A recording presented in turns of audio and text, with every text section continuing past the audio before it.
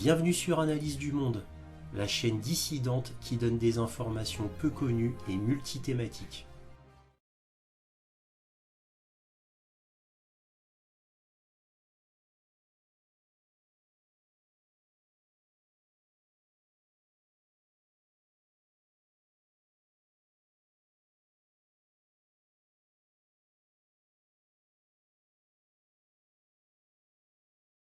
Bonjour à vous, bienvenue sur Analyse du Monde. Comme d'habitude, si cette vidéo vous plaît, un petit pouce, un abonnement, un commentaire pour me dire ce que vous en avez pensé. Cela m'aide aussi à être plus visible sur YouTube, les algorithmes de YouTube marchant ainsi. Et bien sûr, un petit don éventuellement, lien dans la description, cela m'aide à publier régulièrement. Donc là, cette vidéo, exceptionnellement, va être en 3 parties au lieu de 2 parties. Je vais faire une partie spéciale sur le système antiaérien russe, dont on ne parle jamais, car dans les médias, on ne parle que du système S-400, qui est très connu. Mais ça, c'est pour la protection antiaérienne de longue portée. Alors, bon, c'est très connu, on parle des S-400 vendus en Inde, en Chine, en Turquie, etc. C'est pour ça qu'on en parle dans les médias. Mais on ne parle pas des autres systèmes antiaériens qui sont pourtant, on va dire, là pour la guerre en Ukraine, plus importants que les S-400, puisque pour l'instant, à ma connaissance, aucun tir de S-400 n'a encore été fait. Il faut savoir que bon, un missile S-400 vaut très cher. Bon, beaucoup moins cher qu'un missile Patriot, mais ça coûte quand même très cher. Et un système S-400, c'est quand même environ 600 millions de dollars. Un système Patriot, c'est environ 1 milliard de dollars. Donc pourquoi je voulais parler des autres systèmes antiaériens russes, c'est parce qu'ils sont utilisés actuellement en Ukraine et qu'ils sont en fait très très très importants, voire même plus importants que les S-400, dans le sens qu'eux sont vraiment utilisés quotidiennement et en grand nombre. Alors cela va être très court puisque je vais juste vous montrer les photos des systèmes antiaériens utilisés en Ukraine qui ne gèrent que la courte et moyenne portée. Je le répète, que la courte et moyenne portée, contrairement au S-400 qui s'occupe surtout de la longue portée. Donc là, je vous laisse voir cela. Je vous mets quand même un système S400 complet avec les petites explications parce qu'il est vrai que dans les médias, on vous ne le présente jamais au complet, on vous montre que le lanceur. Donc il y aura une petite explication pour le S400, voilà, je me devais de le faire. Donc je vous laisse voir cela et après on reprend le cours normal des choses avec les informations générales et enfin la carte militaire qui vous présente les dernières avancées sur le terrain côté ukrainien et côté russe.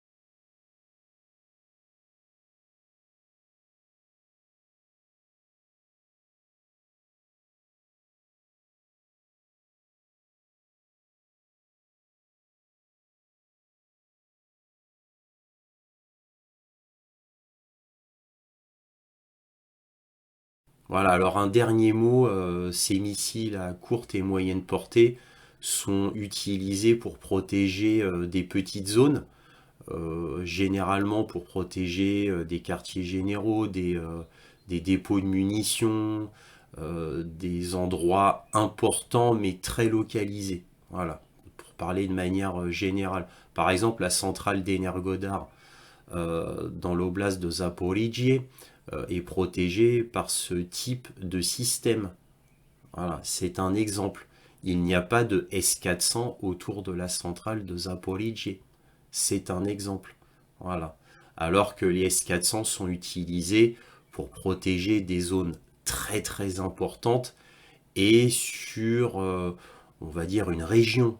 Voilà, une région entière. Donc c'est des systèmes utilisés que pour les endroits les plus importants où la cible doit être neutralisée le plus tôt possible. Donc là, évidemment, les systèmes S400, voire S500 sont utilisés pour cela. Encore une fois, la liste n'est pas exhaustive. Voilà ce que je pouvais dire en restant vraiment très très très court et très très très synthétique. Voilà, ce que j'ai fait, c'est pour monsieur tout le monde, hein, pas pour les grands connaisseurs ou les gros curieux. Bon, maintenant les informations générales. Au 1er avril, l'article de DNYUZ, un journal américain, le ministre allemand de la Défense a exclu l'envoi d'armes ou d'équipements supplémentaires en Ukraine, admettant que la Bundeswehr ne serait déjà pas en mesure de reconstituer ses stocks d'ici 2030. En proie à un sous-investissement chronique depuis la fin de la guerre froide, l'armée allemande est aujourd'hui encore plus mal en point après avoir envoyé du matériel, des munitions et des véhicules, comme le char de combat principal Léopard 2, sur les champs de bataille ukrainiens. Voilà, bon ça c'est suivant le journal DNYUZ. Le 2 avril, un journaliste de guerre, combattant et blogueur russe, Maxime Fomin, nom pseudo Tatarski, a été assassiné par une russe, Dalia Tchapova, venant du groupe militant de Navalny et bien sûr pro-Ukraine. Maxime Fomin était connu pour être un pro-guerre. Vladimir Poutine l'a décoré à titre posthume car l'État l'a reconnu comme un vrai patriote. L'acte fut perpétré par une terroriste qui amena une statuette remplie d'explosifs. Lors de l'explosion, Maxime Fomin fut immédiatement tué et il y a eu une trentaine de blessés. Le Kremlin affirme que l'acte terroriste a été fait par le SBU, c'est-à-dire à l'Ukraine. Bon, il est vrai qu'il y a déjà eu des attentats terroristes en Russie. Il y en a eu à Belgorod, sur le pont de Kertch, comme chacun s'en souvient, ça avait fait 4 morts civils. Et bien sûr, l'attentat horrible et terrible sur Daria Dugina, l'explosion de sa voiture, hein, sous les yeux de son père Alexander Dugin. Donc ce fut absolument horrible. Donc le SBU a l'habitude des attaques terroristes en Russie. Ce n'est pas une première. Donc rien d'étonnant à cela. Et à mon avis, cela va continuer tant que la guerre n'est pas finie. Le 4 avril, Odessa a été bombardée par 17 drones Geranium 2. Alors Geranium 2, c'est le nom russe. L'autre nom qu'on disait au début de la guerre, c'était les Shahed 136. Alors Odessa dit qu'ils en ont arrêté 14 sur les 17. Maintenant, qui croire? Moi, je n'y crois pas, hein. 90% d'arrêt, j'ai du mal à le croire, hein. Surtout côté ukrainien et du fait de leur système de défense actuel. Mais bon, c'est comme ça, on a l'habitude. Le Washington Post reparle des Nord Stream et la Pologne serait 7 fois le nouveau coupable. Précédemment, le Pentagone avait dit que c'était un groupe de 6 personnes, dont une femme, et ukrainien, c'est-à-dire un groupe ukrainien qui aurait été envoyé par le SBU. Voilà, ça c'est ce que disait le Pentagone. Et maintenant, ce serait la Pologne. C'est le nouveau coupable. Ça change tout le temps. Alors évidemment, c'est pour faire diversion. Donc les Américains font diversion afin qu'on ne parle pas d'eux. Parce que comme tout le monde sait que c'est eux qui ont fait exploser les Nord Stream, ils essayent de trouver d'autres coupables afin de faire diversion. Évidemment, ça fait rigoler tout le monde, hein, le coup des 6 personnes, des 6 Ukrainiens avec un yacht qu'aurait fait exploser les Nord Stream, ça fait rigoler tout le monde tant c'était ridicule. Mais bon, maintenant c'est la Pologne qui est accusée. Alors évidemment, la Pologne n'est pas très contente, hein, bien sûr. Mais les Américains, ils s'en foutent, hein. Ils se foutent de leurs alliés, mais complètement. Tant qu'ils arrivent à faire diversion, c'est tout ce qui compte. Voilà. Alors, pareil, dans les choses très drôles, le gouvernement ukrainien laisse entendre qu'une grande offensive, cette fois, va vraiment démarrer.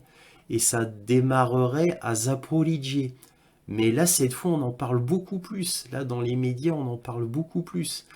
Là, le gouvernement ukrainien vraiment dit très très fort qu'il y aura une grande offensive bientôt.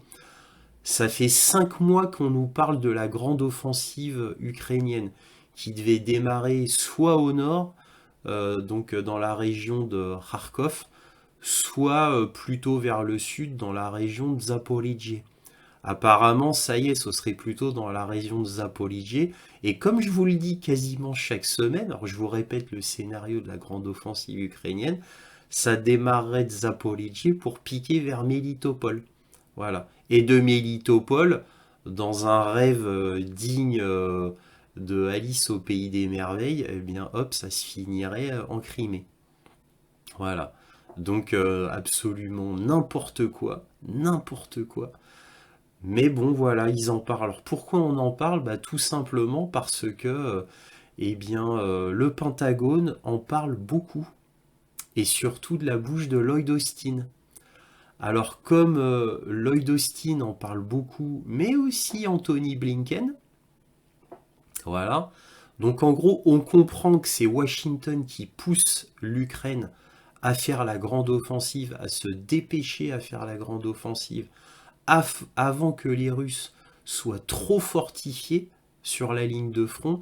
Donc ils poussent l'Ukraine à faire la grande offensive. Franchement, je ne comprends pas du tout dans quel but, puisque là, l'Ukraine n'est pas du tout préparée. L'Ukraine n'a pas assez d'hommes. La région de Zaporijie, elle est extrêmement renforcée à cause de la centrale d'Energodar et à cause justement de Mélitopol, puisque Mélitopol est la grande région de formation de tous les nouveaux soldats russes. C'est à Mélitopol qui est le grand centre de formation. Donc Mélitopol est extrêmement renforcé. Et comme on en parle dans les médias depuis des mois, et qu'en plus on indique la cible dans les médias, c'est-à-dire Mélitopol, eh bien les Russes, et ils le disent eux-mêmes, le gouvernement russe le dit lui-même, qui s'est préparé pour une grande offensive ukrainienne depuis des mois, puisque ça fait des mois qu'on en parle. Et c'est confirmé maintenant par le Pentagone, qui semble insister fortement pour que ça se fasse avant la fin du printemps. Et d'après les rapports que j'ai lus, ce serait au mois d'avril, fin avril, la grande offensive. Au maximum début mai. Voilà, ça c'est ce que dit le Pentagone. Alors, il dit pas, le Pentagone ne dit pas que ça va être telle ou telle date. Non, mais ils disent que c'est très probable, que ce serait un bon moment pour le faire. Et évidemment, on a l'écho du gouvernement ukrainien qui approuve, bien évidemment. Et on sent en lisant tous les rapports qu'en fait c'est Washington qui pousse pour la grande offensive. Pour Washington, il faut absolument qu'il y ait une grande offensive maintenant. Parce que, évidemment, il voit bien que le public occidental se lasse. Il voit bien que, bon, l'Union européenne donne de moins en moins d'armement. Il y a une gesticulation autour des tanks, mais on a appris qu'en fait, il n'y avait rien. C'était quelques tanks envoyés. Au final, très très très très loin des 300 promis par les États-Unis et l'Union européenne. Très très très très loin.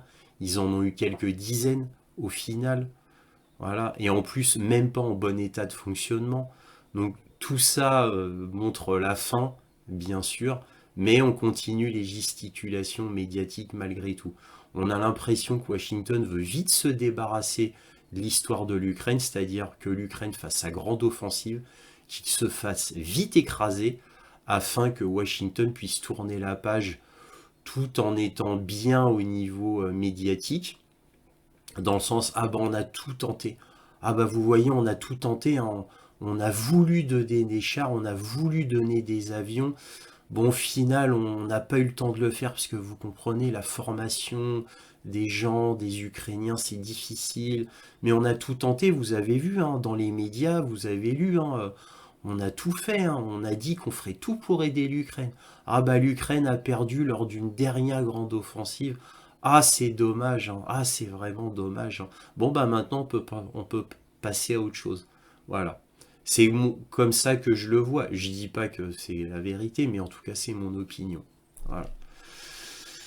Donc, autre chose, Zelensky dans une conférence en Pologne avec le président polonais.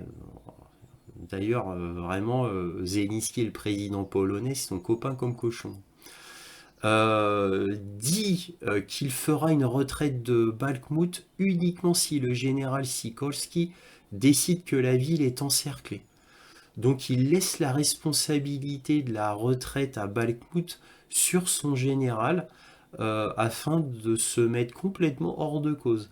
C'est-à-dire Zelensky qui pendant des mois, malgré les avis de tout le monde, s'est obstiné à ne pas vouloir faire de retraite concernant Bakhmout. Là maintenant, il se dédouane complètement en disant ah bah c'est mon général Sikorski qui va décider si jamais Bakhmout est complètement encerclé, bah c'est lui qui décidera si on fait une retraite ou pas. Voilà, donc il délègue complètement la décision là tout d'un coup. Voilà, sachant que tout le monde le sait que Bakhmout c'est fini. Bakhmout, ça y est, c'est aux mains des Russes, Bakhmout, bien évidemment. Donc c'est complètement ridicule, puisque ça y est, Bakhmout est aux mains des Russes. Voilà. Alors c'est pas annoncé médiatiquement, mais militairement, sur le terrain, c'est comme ça. Ça y est. Allez, la ville n'est pas entièrement encerclée, c'est vrai, mais il n'y a plus que des sentiers et des champs pour pouvoir faire une retraite. Donc déjà, il ne peut plus y avoir d'envoi de troupes fraîches ukrainiennes dans Bakhmout. Et il peut difficilement en sortir maintenant, puisque même les champs, les sentiers, de toute manière, évidemment, les Russes le savent très bien, c'est surveillé, c'est bombardé, donc c'est très très difficile pour les Ukrainiens d'entrer et encore plus difficile de sortir. Tout le monde le sait et tout le monde le dit. Donc tout ça est encore une fois la gesticulation, une vraie mascarade. Alors il y a un contact qui m'a envoyé un mot très intéressant sur le fait que le London Times a fait un article admettant, c'est un aveu, hein, qu'il y a eu des attaques sur la centrale de Zaporizhia par des commandos d'élite ukrainiens et que ces attaques se sont révélées des débâcles. Vous vous souvenez, à un moment donné, dans beaucoup de points militaires sur l'Ukraine, parce qu'avant je nommais mes vidéos points militaires sur l'Ukraine, maintenant c'est points sur l'Ukraine, parce que tellement c'est général comme information, je vous parlais des attaques contre la centrale d'Energodar, aussi appelée centrale de Zaporizhzhia, par des commandos ukrainiens. Alors avec des petits bateaux en Zodiac, etc. Et à chaque fois, ils se sont fait massacrer. Dont la dernière attaque, ils se sont fait massacrer sur les berges. Ils n'ont même pas pu quitter les berges. Ils n'ont même pas pu traverser le fleuve pour atteindre la centrale d'Energodar. Alors la première fois, c'était quand il y avait toute l'agence de la IEA avec Grossi, si je me souviens bien de son nom, du PDG de la IEA, qui était venu donc à la centrale d'Energodar. C'est là où il y avait eu la toute première attaque, qui avait été fomentée d'ailleurs par Boris Johnson, hein. Je vous le rappelle, hein, comme ça. Ça, c'était la toute première attaque. Mais après, il y en a eu trois autres. Et là, le London Times vient d'admettre qu'il y a eu des attaques, voilà, de commandos ukrainiens dans la centrale de Zaporizhzhia et que ça s'est fini par des débâcles et qu'ils aimeraient bien savoir bon, qui en était responsable, qui avait pris ces décisions-là, qui étaient complètement débiles puisque vouées à l'échec. Voilà, donc je trouve très intéressant que un média occidental en parle comme ça, bon, des mois et des mois après, évidemment, parce que si c'était le jour même que ça avait été annoncé et qu'on avait dit que c'était une débâcle, vous imaginez une attaque ukrainienne, cela aurait été tellement un scandale que, bon, bah, évidemment, tous les journaux du monde entier en auraient parlé. Mais vous voyez, c'est comme la guerre en Irak. On sait que c'est les États-Unis qui ont tout démarré et que ce sont eux les gros fautifs, qui ont inventé des preuves, etc. Et c'est 15 ans plus tard qu'on l'admet. Voilà, c'est comme tout à chaque fois. Donc là, bon, à l'échelle de l'Ukraine, on l'admet des mois plus tard. Mais voilà, donc on admet que ce sont les Ukrainiens qui attaquent la centrale de Zaporizhzhia. Et que ce fut des débâcles avec la mort de centaines d'hommes d'élite. Voilà, faut pas l'oublier quand même, hein. Voilà, c'était assez rigolo. Ça y est, la Finlande entre dans l'OTAN, ce qui fait que la Russie a renforcé sa frontière avec la Finlande en mettant des Iskanders avec des charges nucléaires. La Russie a renforcé aussi la frontière de la Finlande en ajoutant des S-400. Et en plus, la Russie a ajouté des missiles Iskander dotés de charges nucléaires à Kaliningrad. Donc la Finlande a tout gagné. Ah, c'est bien maintenant que la Finlande est dans l'OTAN, hein. Ah, c'est beau. Puisque maintenant que la Finlande a décidé d'être dans l'OTAN, a décidé entre guillemets, hein. La Finlande n'a rien décidé du tout, c'est Washington qui a forcé la main à la Finlande afin qu'elle entre dans l'OTAN. Tout comme la Suède d'ailleurs, bien entendu. Et donc, qu'est-ce qui se passe? Eh bien, maintenant que cela a été décidé, il y a énormément de tensions à la frontière finlandaise. La Finlande s'est fait un ennemi. Et maintenant, il y a énormément de missiles dirigés vers la Finlande, voilà, à Kaliningrad et à la frontière finlandaise. Voilà ce qu'a gagné la Finlande. Voilà. Très bien joué d'être entré dans l'OTAN. Très très bien joué de la part de la Finlande. Ils ont tout gagné. Sachant que la Finlande s'entendait très bien avec la Russie. Alors, s'entendait très bien dans le sens réel, pas au niveau politique, idéologique, dans le sens que la Finlande avait toujours eu cette petite peur un peu bête que la Russie les envahisse. Mais bon, il y avait un grand commerce entre la Finlande et la Russie. Il y avait beaucoup de touristes russes qui allaient en Finlande. La Finlande comptait énormément sur la Russie côté commercial. Et maintenant, tout ça va se tarir. Voilà. Donc la Finlande est une énième victime de la politique de Washington. C'est une énième victime. Elle va en payer le prix. Et cela commence maintenant. Alors, nous avons Macron et Ursula von der Leyen qui ont été voir Xi Jinping. Alors Macron reçu avec tous les honneurs apparemment, et Ursula, elle, reçue avec le protocole minimum.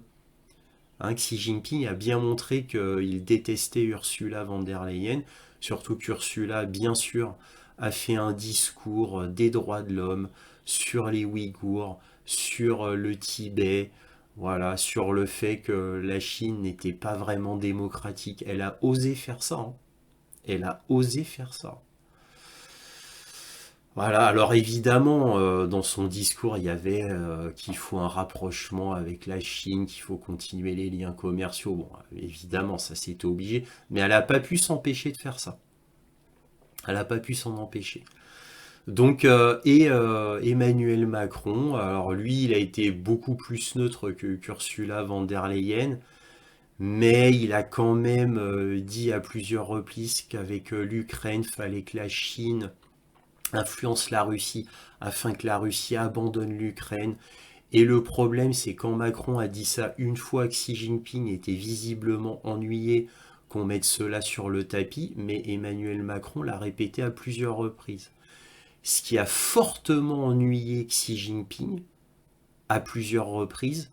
Donc en fait, Emmanuel Macron est sorti complètement humilié de cette entreprise qu'il a faite en Chine, puisque après il a été vu de manière extrêmement froide.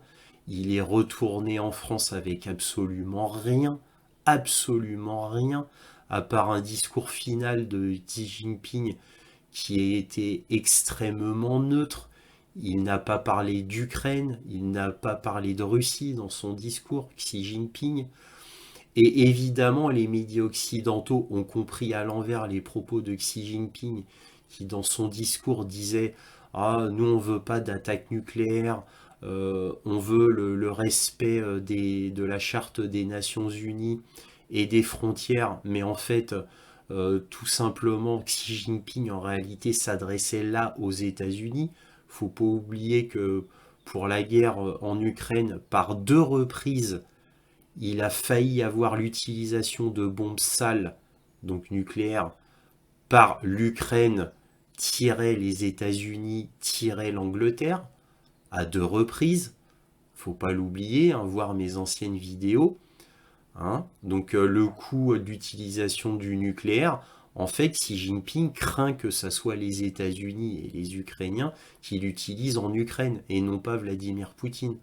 Hein, puisque je le rappelle ici, le coût des armes nucléaires tactiques en Biélorussie, c'est pour protéger la Biélorussie de la Pologne ou d'attaques d'autres pays de l'Union européenne qui auraient des velléités de s'introduire en Biélorussie. Bon, il faut dire ce qui est, principalement de se protéger de la Pologne. Hein. Et évidemment, d'avoir des armes nucléaires en Biélorussie afin de se protéger d'éventuelles attaques otaniennes ou états-uniennes en Biélorussie, ou même en Ukraine de l'Est, pour protéger toute la région de l'Ukraine de l'Est, qui est devenue russe dernièrement. Voilà, c'est de la protection pure. Mais les médias ont compris l'inverse. Ils ont compris, bien évidemment, les médias comprennent toujours ce qui les arrange. Bien évidemment, ils ont toujours fait comme cela. Donc Xi Jinping, en fait, dans son discours, c'est un discours qui s'adressait aux États-Unis et non pas à la Russie, comme le disent les médias occidentaux. Bien évidemment. Bien évidemment. On a Nikolai Patrouchev, le secrétaire du Conseil de sécurité russe, qui a rencontré le Premier ministre indien, Modi, pour une discussion sur les questions de coopération bilatérale, selon le Conseil de sécurité indien. Donc il était en Inde pour une réunion concernant l'organisation de coopération de Shanghai, l'Inde et la Chine étant membres de cette coopération dit aussi OCS. Donc Patrouchev, qui est, on va dire, le numéro 1 concernant la sécurité russe, rencontre Modi, voilà, lors de l'occasion de l'OCS, toujours pour parler de militaires. Donc vous vous doutez bien que Patrouchev, qui est un haut responsable russe, qui va voir directement Modi concernant les affaires militaires, vous vous doutez bien que de nouveaux contrats ont été signés avec les Indiens. Donc ça prouve pour la énième fois un rapprochement militaire entre l'Inde et la Russie, en plus de la Chine avec la Russie. Donc vous voyez, tous les éléments sont là, tout s'emboîte encore plus. Chaque jour qui passe, il y a un renforcement des BRICS entre eux. Alors je ne pouvais pas résister, même si ça n'a pas de rapport avec l'Ukraine.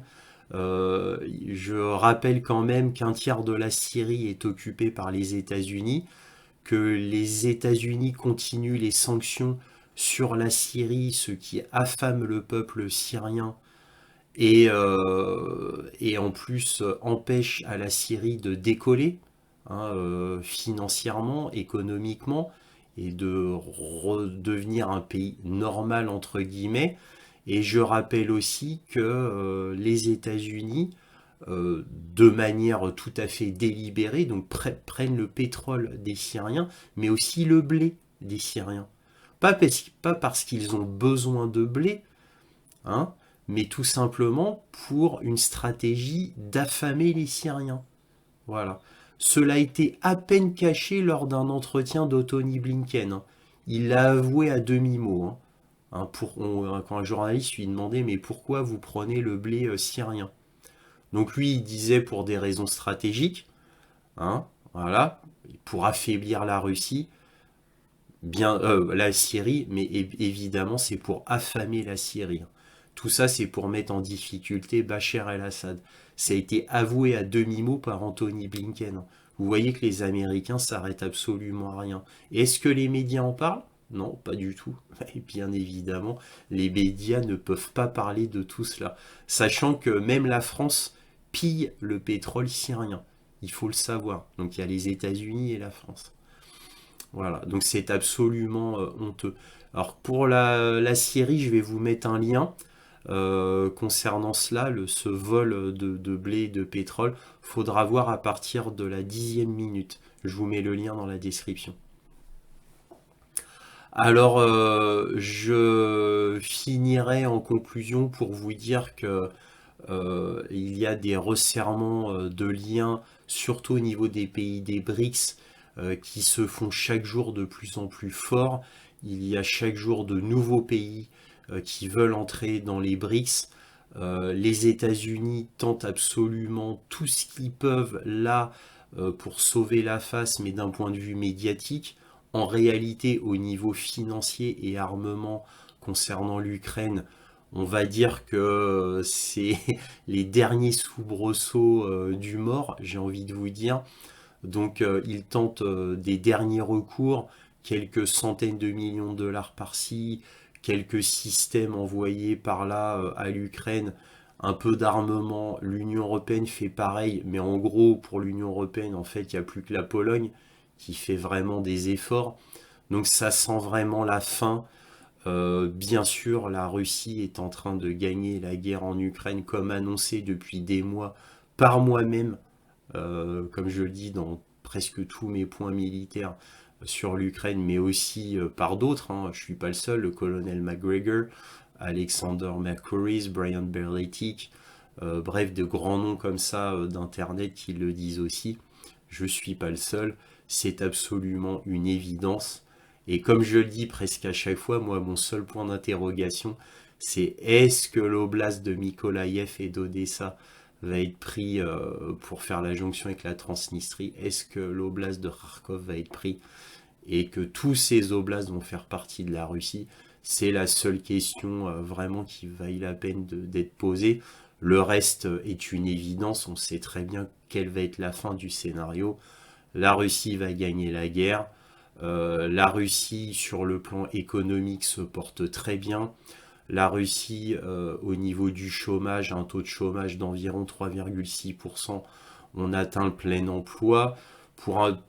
Finir pour des petites informations économiques, il faut savoir que la Russie commence à manquer de main-d'œuvre, puisque entre tous ceux qui sont mobilisés pour l'armée et le fait qu'il y a déjà un chômage extrêmement bas en Russie, en fait là le problème c'est pas au niveau économique, l'économie russe se porte très bien, mais c'est une pénurie de main-d'œuvre qui commence à se faire sentir en Russie. C'est ça le problème. Donc là, la Russie commence à faire appel à de la main-d'œuvre nord-coréenne et chinoise principalement, et aussi de ses anciens satellites, c'est-à-dire Kazakhstan, Turkménistan, Ouzbékistan, etc. Voilà, donc il commence à faire appel à de plus en plus à des pays extérieurs pour la pénurie de main-d'œuvre. Voilà ce que l'on pouvait dire concernant les informations générales. Maintenant, on va passer à la carte militaire. Donc voici la carte militaire. Donc là, vous avez une vue générale. Et là, pour une fois, je vais utiliser deux cartes militaires parce que celle que je prends d'habitude, qui vient des informations ukrainiennes, j'ai l'impression qu'ils arrêtent de la mettre à jour parce que je n'ai rien vu de changer par rapport à la semaine dernière, alors qu'il y a eu quelques petits changements malgré tout. Alors je vous la montre quand même parce que c'est de loin la plus claire, la mieux agencée de toutes les cartes que je connaisse. Alors je vais jouer avec les deux cartes. Donc je vais vous commencer comme d'habitude par le sud. Alors par le sud, évidemment, il y a toujours un duel d'artillerie, il y a toujours évidemment de la tension, mais rien d'exceptionnel. Alors c'est ici que on parlait dans le London Times de la centrale d'Energodar, donc ça se passe ici, donc dans l'oblast de Zaporijie, comme vous pouvez le voir ici. Mais rien de nouveau. Pour Ougledal, il y avait eu des envois de troupes vers Avdiivka ici afin de renforcer cette zone puisque c'est de loin la zone la plus importante. Ougledal, il y a eu des avancements de l'armée russe donc qui ne sont pas répertoriés sur cette carte qui est encore une fois, je le répète, ukrainienne. Donc l'armée russe en fait a commencé à entourer Ougledal. Donc ça c'est très important, hein. Ougledal c'est une des forteresses importantes. Donc voilà, je voulais vous dire qu'en fait c'est complètement faux. Là les Russes sont à peu près ici, hein, et commencent à entourer Ougledar. Ils ont fait une avancée aussi ici, là où vous pouvez le voir. Donc c'est pas répertorié sur la carte. Malinka aussi, c'est bon, j'avais dit que j'en parlerai plus, c'était une forteresse aussi, mais qui est, on va dire, prise par les Russes depuis déjà quelques temps. Il y a des échauffourées, mais c'est dans la banlieue ouest. Et évidemment, il y a toujours des restes d'échauffourées, mais absolument mineurs. Voilà. Par contre, là, c'est là où c'est le plus important, c'est Avdiivka. Avdiivka, les Russes en fait sont ici, et c'est là que je jongle sur l'autre carte. Voilà, là c'est une autre carte qui est plus exacte, hein, qui vous montre pareil la ligne de front, et c'est une carte totalement ukrainienne, ça vous dit là où il y a les affrontements, bien sûr. Alors là c'est un point rouge parce que c'est la centrale nucléaire d'Energoda, et cette carte est plus précise, hein, au niveau d'Avdiivka, donc je vous montre cette carte là, on y vient, voilà. Donc là, c'est côté Ougledar, ici, avec Malinka, ici, pardon. Et là, Avdiivka. Donc Avdiivka, là, c'est beaucoup plus exact. Vous pouvez voir que le chaudron se referme. Il y a les deux pinces qui se referment. Et là, vous pouvez voir qu'Avdiivka est en train d'être complètement encerclé. Donc c'est pour ça que je voulais vous montrer cette carte, qui est vraiment ukrainienne, hein, du gouvernement ukrainien, mais qui est plus exact que l'autre. Voilà. Donc je voulais vous montrer ça, l'enfermement. Alors que quand vous comparez avec l'autre carte, il n'y a rien qu'à changer par rapport à la semaine dernière, si on prend cette carte-là. Donc c'est pour ça que je voulais vous montrer l'autre carte, qui encore une fois, ce sont des cartes ukrainiennes et non pas russes, hein. Donc voilà ce qu'on pouvait dire là-dessus. Mais cette carte qui est pas du tout exacte a quand même un gros avantage, c'est qu'elle est beaucoup plus claire que l'autre. Voilà. Alors évidemment, Balkmout. Et là, Balkmout, là, cette carte-là, bon, est pas du tout précise, mais il n'y a pas vraiment de changement par rapport à l'autre concernant Balkmout. Donc vous pouvez voir, il y a pas vraiment de changement, elle est complètement fausse. Celle-là est complètement fausse aussi, donc dans celle-là, il n'y a que sur Avdiivka que c'était vrai, mais sur Bakhmut, les deux cartes, hein, disent la même chose. Donc autant reprendre l'ancienne. Donc en fait, c'est pas du tout exact. En fait, les Russes sont ici. Voilà, ça se finit là. Là, les Russes sont pris. Voilà, ça c'est la frontière. Les Ukrainiens n'ont plus que cette petite portion. Ils ont dépassé le centre de Bakhmut, les Russes. Donc en fait, il n'y a plus que la portion congrue côté ukrainien. On va dire qu'en réalité, 85% de Bakhmut, 85-90% de Bakhmut est prise. Donc c'est vraiment la fin. Les Russes arrivent ici. Donc ils sont en train de prendre Chassivyar. Chassivyar, c'est très important. C'est une forteresse aussi, une forteresse côté ouest qui a été renforcée. Ces 2 derniers mois, ça a été renforcé parce qu'il y a quand même eu des retraites faites. Des troupes qui étaient ici ont quand même fait une retraite pour renforcer la ligne de front sur Chassivyar. Mais Chassivyar va évidemment tomber, va être prise en pince par le sud ici et prise en pince par le nord ici. Donc Chassivyar, et bien sûr, une fois que toute cette zone sera prise, ce qui ne saurait tarder, bien évidemment, les prochaines cibles russes vont être Kramatorsk et Slaviansk.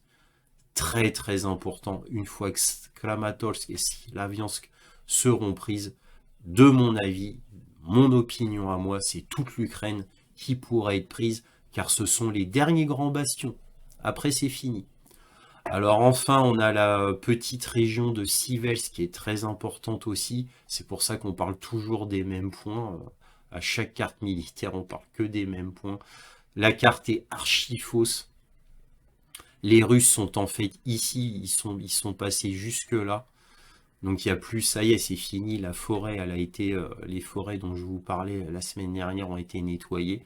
Donc en fait maintenant, les Russes sont plutôt ici, voilà, ils sont plutôt ici, autour de Sivels. Sivels qui est un point qui doit être absolument pris pour les Russes, hein. Pour les Russes, c'est très important.